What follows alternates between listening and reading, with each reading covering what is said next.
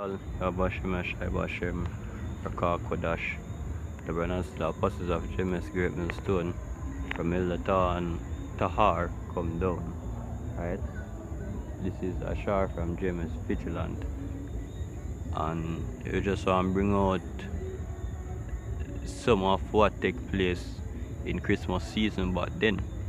Right, because people is having a jolly time and them don't understand the whole Christmas vibration.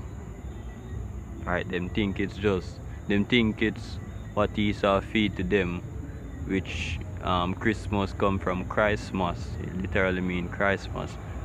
Right, and the Heavenly Father name is not Christ, right? And the word for anointed in Hebrew is not Christ. Right, so what they're worshipping is nothing but a pagan holiday.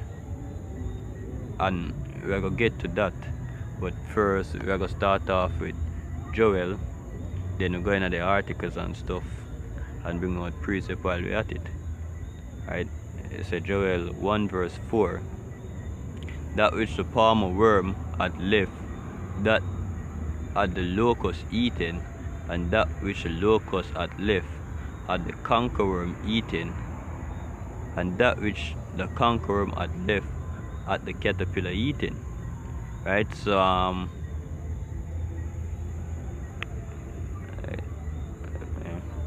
see if more in there. Yeah, verse 5. Awake ye drunkard and weep and howl, all ye drinkers of wine, because of the new moon, for it is cut, because of the new wine slack, for it is cut off from your mouth. Right, so both in knowledge and slack in knowledge, our people are gone. Right, our people are drunkards, drinking wine with too strong. Right, wine full of deceit. Yeah, and each slavery we go through, our people get worse and worse. Right, the precept say, oh, wicked men shall walk worse and worse. Yeah, because that's the reason we continue going into slavery, because we're wicked. Right, so as we said, this precept explain that our understanding of the Heavenly Father and of life overall, right, it get worse and worse. We as a people don't understand shit, yo. So let's get straight into the article and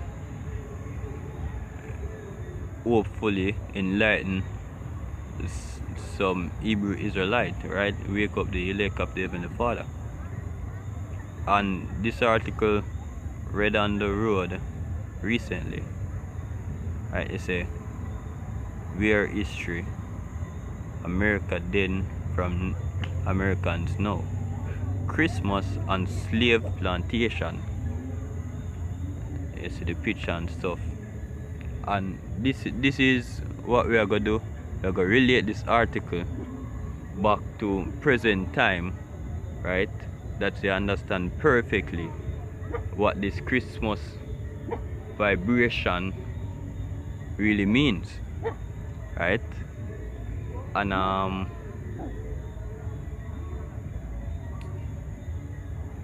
slack. Right? So let's just start it right here. Say, in the dining room might be a series of flickering candle and stocking full of candy hanging on the walls. Right? Yeah, you see that when them celebrate mostly in America, because out here in Jamaica we not really go that extreme as the Americans them. Right, them hang up them socks on the wall, and when them wake up candy and so from Santa Claus, right, which that is a next story, right? You say outside the men would gather around barrels of cider or whiskey, celebrating their week off while the woman will prepare a turkey dinner. After eating the food and drinking the liquor, the men and women would find their partner and dance to cheerful tunes of banjo and fiddle. Right? Same thing happen, in this current day. Turkey meal with or whatsoever, whichever other abominable meal them want to eat, and this is actually giving worship, right, to other gods, right? This is worshiping idols, So let me even get the precept before we gonna further.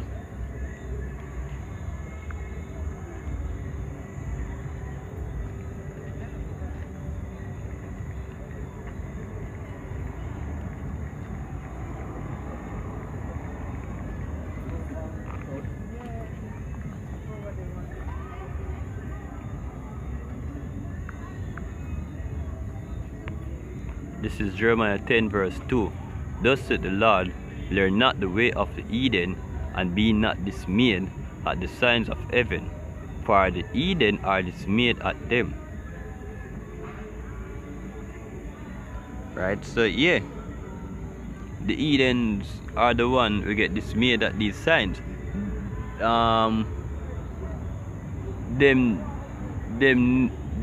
Their power are different from our power. Our power is the true power, Yahweh Ba'Shem Yahushai. Right? Their powers are idols. Right? He said,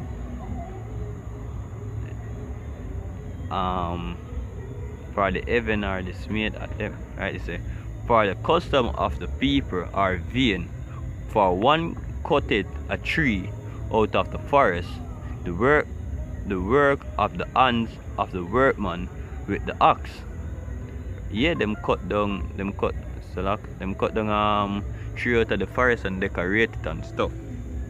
Right? In them Christmas season, which is vain, And the wickedest part about it, them try to tie back these pagan worship days with the Heavenly Father.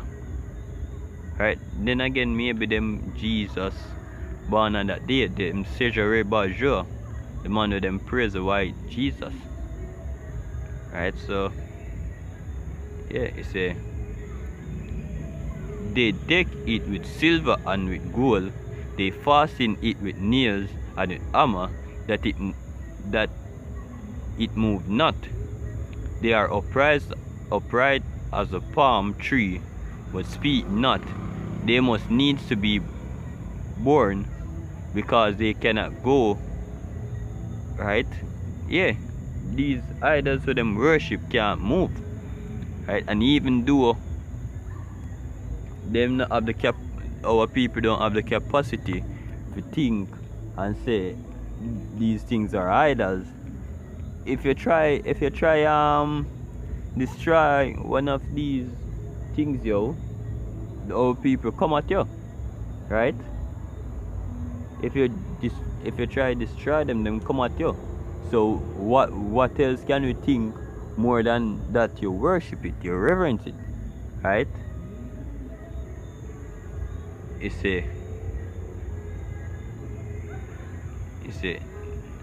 be not afraid of them, for they cannot do evil, neither also is it in them to do good.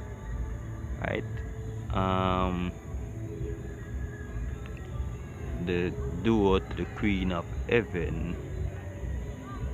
Let me see.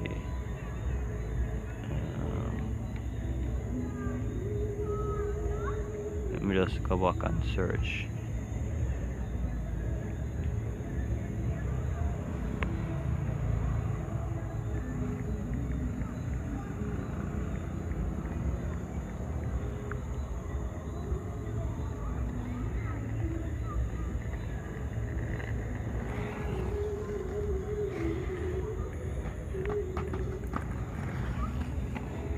Said Jeremiah 7:18, the children gathered the wood, and the father kindled the fire, and the woman need the dough to make cakes to the Queen of Heaven, and to pour out drink offering unto gods, unto other gods, that they may provoke me to anger. Do they provoke me to anger, said the Lord? Do they not provoke themselves to confusion of their own faces?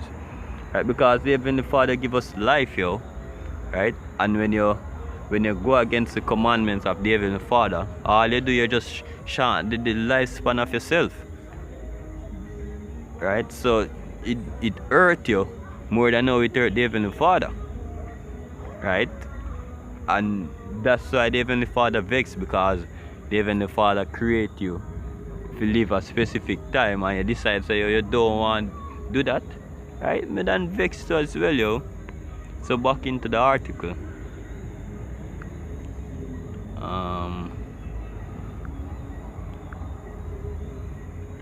It's a Turkey.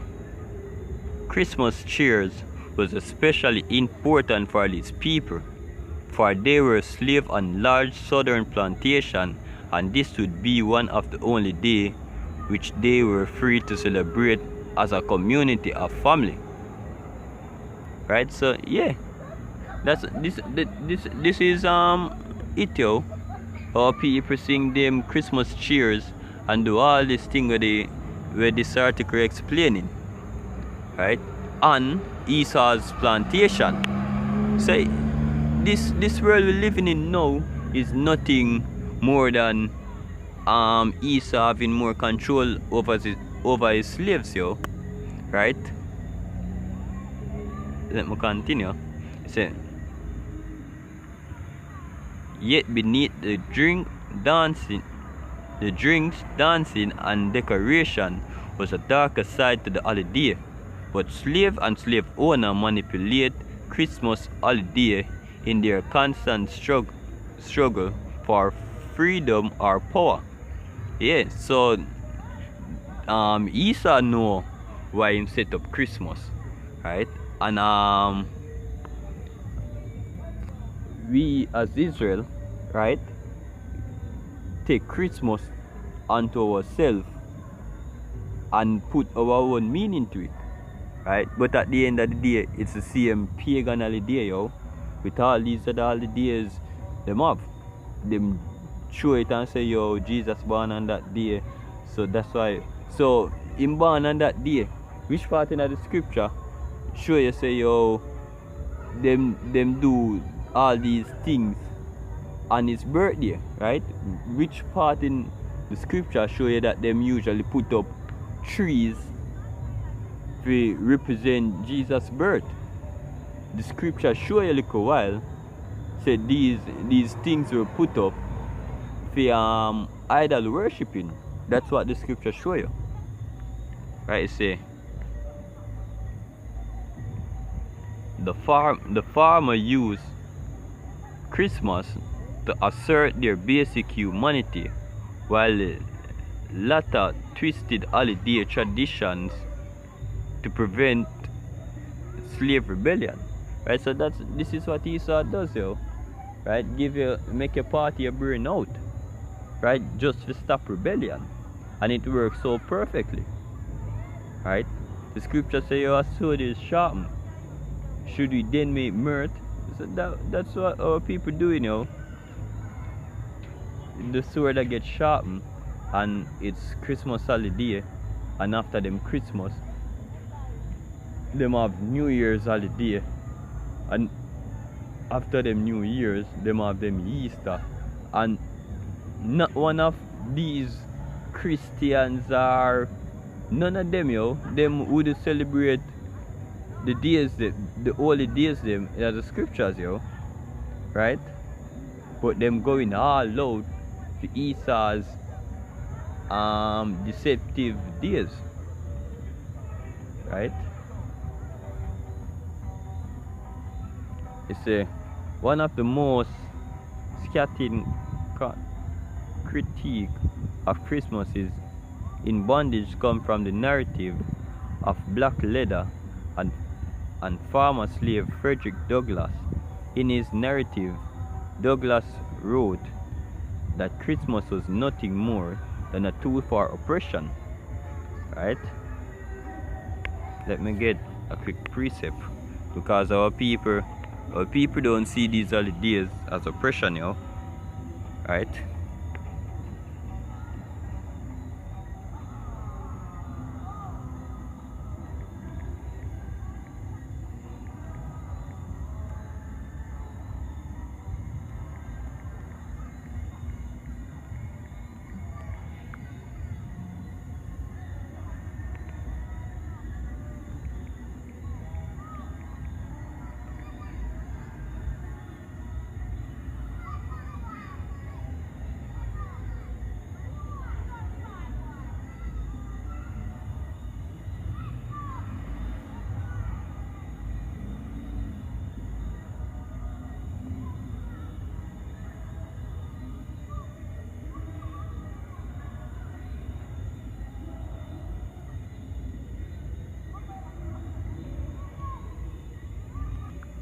Yeah, this is good precept.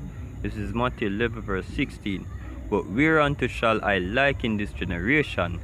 It is like unto children sitting in the markets and calling unto their fellow, and saying, We have piped unto you, and ye have not danced. Yeah, this is what we're doing, and this is what we do every Fridays and Saturday. This is what we do during the week, putting up breakdown to our people. Right? We're piping onto you, we're giving you the way out of this struggle. Right? We're giving you eyes that they can see that you're in the struggle. Right? He say, and saying, We have piped unto you, and ye have not danced. We have mourned unto you, and ye have not lament. Right? We do everything, We telling you how good the kingdom are gonna be, and unacknowledge it. We're telling us a war a come, and why you're in slavery. The amount of thing we're telling you, but to not acknowledge it not. Right? So yeah, when the Heavenly Father come, his rightful thing to do is destroy you. Back into the article. Back into the article.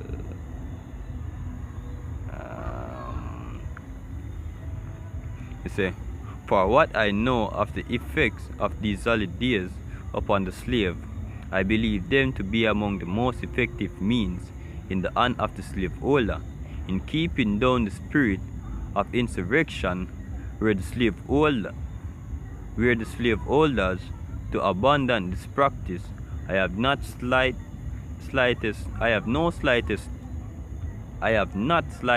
doubt it would lead to an immediate insurrection among the slaves. These holidays serve as conduct or safety value to carry off the rebellious spirit of enslaved humanity. And so let's get this precept.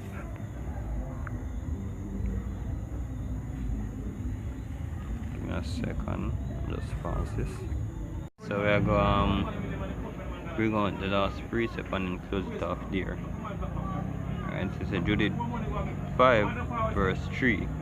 And he said unto them, Tell me now, ye sons of Canaan, who this people is, that dwell in the hilly country, and what are the cities that they inhabit, and what is the multitude of their army, and wherein is their power and strength, and what king is set over them, or captain of their army, and why have they determined not to come and meet me, more than all the inhabitants of the west?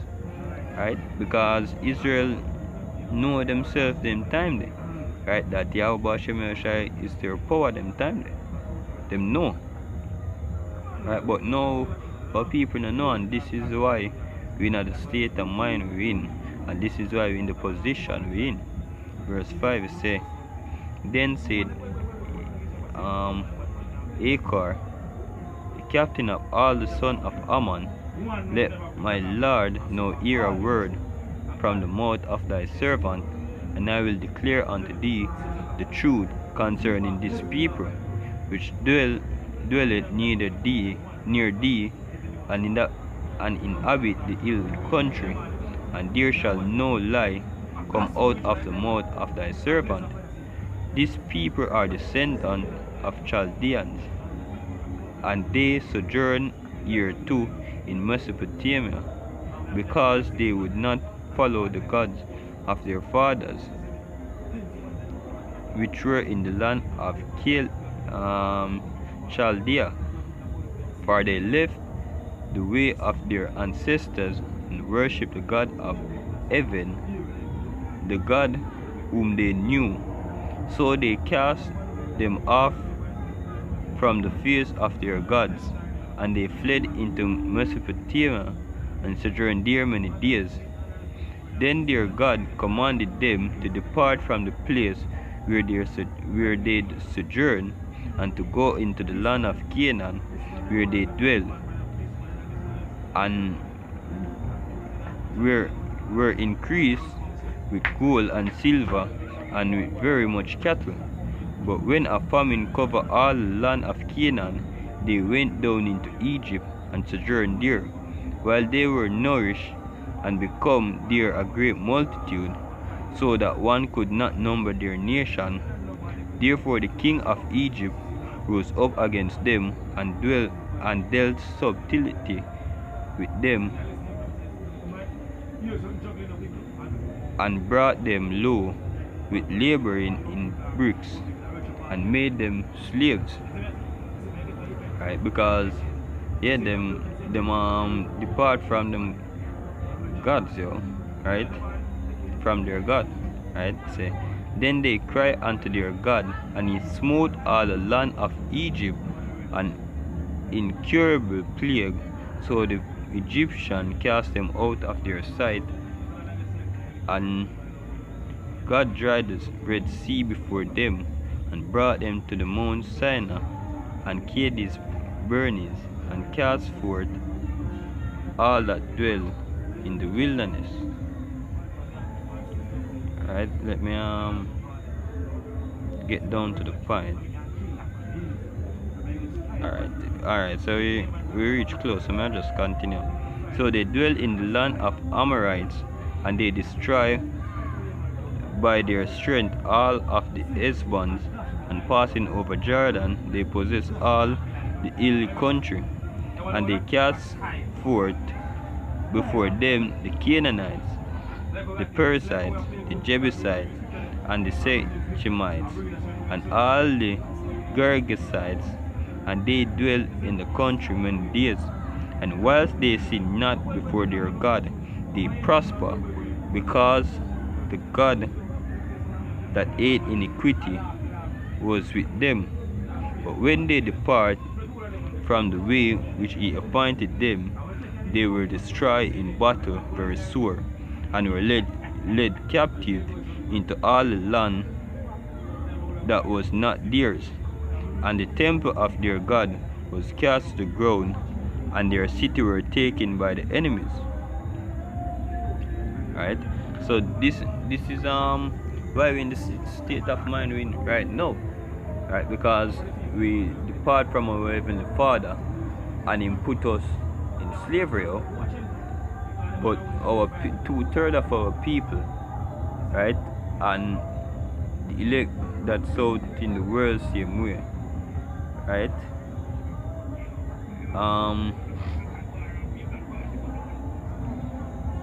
Them don't come out of the society as yet, the mind still in the society, right? So 2/3, as the scripture prophesies, is going to be destroyed, and the elect is going to be risen, right? The elect is going to cut off from all these bullshit holidays and go back to the Heavenly Father and serve Him, right, and live, right? Because the scripture say, I set before you this day life and death. Choose life, and that's what the elect is choosing right now, right? So with that, I hope this breakdown was edifying, Salak. And the Brenner Star, Apostles of James, Great Millstone, all praises to Yahweh Shem Shai. Shalom to the brothers out there pushing this work in sincerity.